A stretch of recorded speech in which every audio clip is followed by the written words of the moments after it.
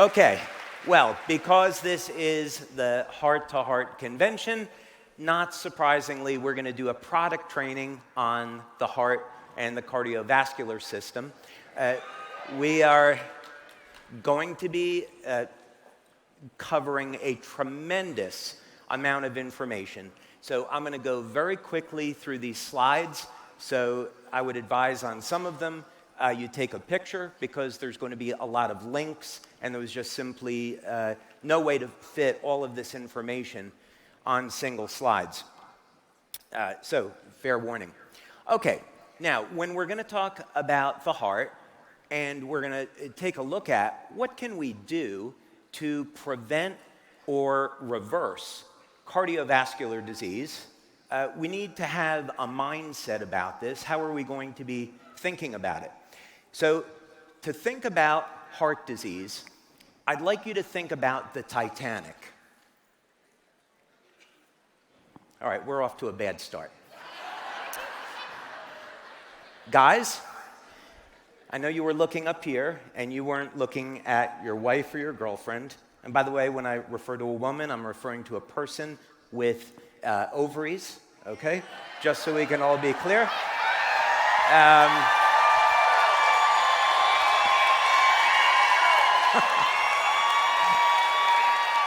Okay, or whatever they're called. But yeah, if you if you looked at your wife or your girlfriend, I guarantee they were just thinking of the movie Titanic, all right? They're thinking about the movie Titanic, not what we're going to be talking about, and they're like, oh my God, I love that movie, right? It's so sweet, it's so romantic. And every guy in here, correct me if I'm wrong, was thinking, I hate that movie. It's horrible. Because every guy in here knows that if he was on the Titanic, he would have been the one hanging off the edge of the ship as it's about to go into the water, and he was in a tuxedo because you wanted to get dressed up that night. All right? That's why we don't like the movie Titanic. But no, when it comes to heart disease, what we want to think about is that the iceberg is way out there, and that's heart disease. And we need to be able to see and predict that, okay, at some point in the future, because heart disease is still the #1 killer, we want to enact prevention today. So just like, okay, we see the iceberg out there, we need to slow down, we need to make a turn so we can avoid the accident. We don't want to go to a doctor and then have the doctor tell us, okay, well, you've got heart disease, now we have to get you ready for surgery, we have to put you on medication. You don't want to wait to that point. You have to say, okay, at some point after the age of 30, your risk of heart disease is going to go up each year. And it is completely preventable, and it's completely reversible. So let's talk about how we're going to do that. And of course, like everything that we do when we do LifeWave Connect, when we do these webinars, there's going to be plenty of references, so it's going to be based on clinical literature and also practical experience. Okay, so the first thing, let's talk a little bit about the human heart. It's actually very interesting in the sense that we normally think of the heart as being a pump, right? We're going to be pumping blood, and of course it does that, but the majority of the energy is actually used for warming the blood. So when we're thinking about some things we think we might know about the cardiovascular system, it's interesting to step back and say, well, sometimes we may not know everything that we thought. Another very interesting thing about the human heart is that it has an extremely powerful energy field. And it's measurable with something called the squid magnetometer. It's a superconducting magnetic device that was invented back in the 1960s. And this energy field around the human heart is about 100 times more powerful than the field produced by the brain. So we can use these techniques to quantify and measure the electromagnetic system around the heart and the brain, and also look at the shape of these fields. We'll talk about that in just a second. It's called magnetocardiography. And what's important about this is that the shape of the field, if it changes in a detrimental way based off of a standard, we can predict heart disease many, many years before you actually have a problem. It's similar to medical infrared imaging.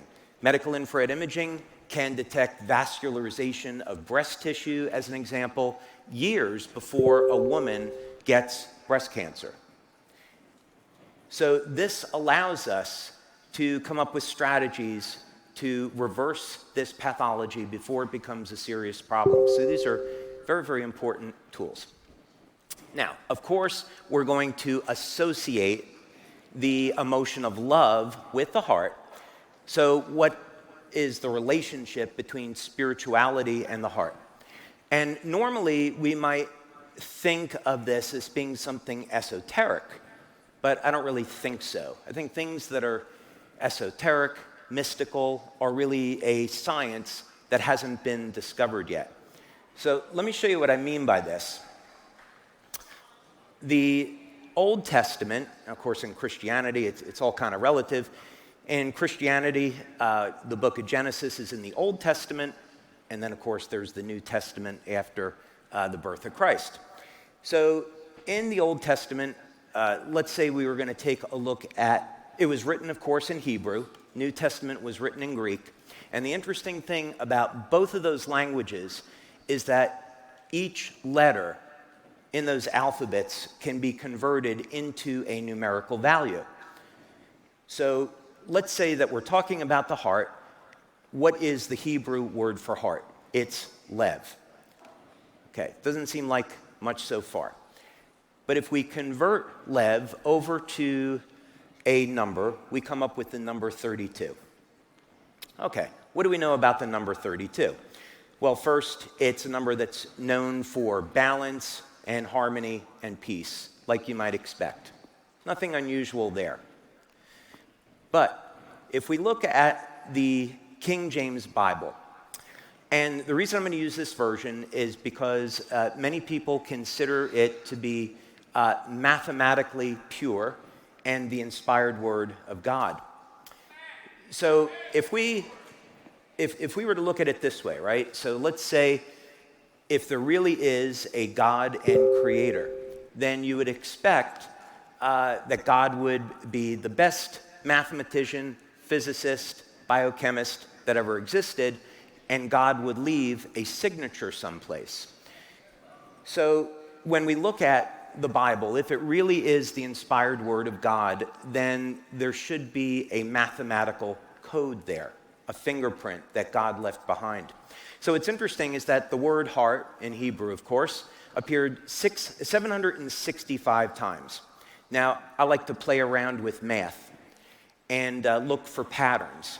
So when you're going to invent something and you want to create something new, you make observations about systems, especially living systems, and then you see, are there any type of patterns that we can follow?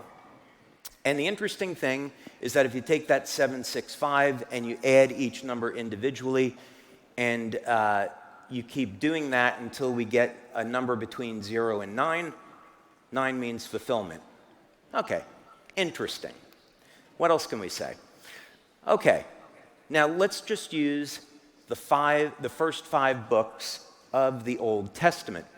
So what I thought was, okay, let's take the number of times the word heart appears in the Old Testament. So you can see here in book of Genesis, 11 times, Exodus 37 times, and so forth. It appears exactly 100 times. Now, if you take the number of times it appears and then divide it by 32, the numerical value of heart, then you get those numbers in that last column, and then you add them up, and you get 3.125. Okay, let's do the same thing now, and what we'll do is we'll take the number of times that it appears instead of individually, but in passages, then it's 92 times, and if you add them up, it's 2.875. Doesn't seem like anything yet. However, if we take the number of times the word appears, add the number of passages, it equals 6. to get the average is 3. And then in the Bible, the number 3 represents God's presence in something. So we start to see something here, that the word heart can be distilled through a series of mathematical calculations down to a number which represents God's involvement. So anytime you see the number 3 in the Bible, it always means God is involved in something. Okay, maybe you're not convinced yet. Let's take the number of times that it appears in the passages: 100 plus 92, 192, 1 plus 9 plus 2 equals 12, 1 plus 2 equals 3. God's involvement again. Let's take the